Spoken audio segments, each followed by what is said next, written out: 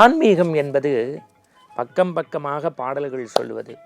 சில பேர் பார்த்தீங்கன்னா காலைல அப்படி குளிச்சுட்டு காவி உடையோடு நெத்தியில் திருநீர் கழுத்தில் உத்திராட்சம் அடித்து சிவபுராணம் சொன்னால் பயமாக இருக்கும். நமச்சிவாய வாழ்க வாழ்க, நாதன் வாழ்க, இமைப்பொழுதும் என் நெஞ்சில் நீங்காதான் தாழ் வாழ்க, கோகுலி ஆண்ட குருமனிதன் வாழ்க. அப்படி சத்தமாக சொல்லும்போது நமக்கு பயமாக இருக்கும். ஐயோ நமக்கு தெரியலையே, வேகமாக சொல்ல வரலையே.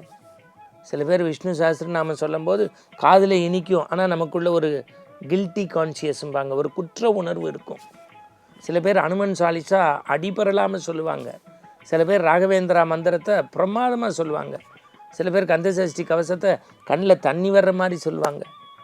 சில பேர் அபிராமி அந்தாத உதிக்கின்ற சிங்கதிர் உச்சித்திலகம் மதிக்கின்ற மாணிக்கம் ஆரம்பித்து 100 பாட்டையும் ஒப்பிப்பாங்க. இது ஒவ்வொருத்தருடைய வழிபாட்டு முறைகள். ஆனால் நம்ம என்ன கேட்குறோம், இந்த வழிபாடு, ஆலயம், கோவில், குடமுழுக்கு இதை குறித்தெல்லாம் நிறைய நம்ம சிந்திச்சிருக்கோம். ஆனால் அடுத்த தலைமுறைக்கு சின்ன சின்ன விஷயங்களை நம்ம சொல்லி கொடுக்க கடமைப்பட்டிருக்கோம்.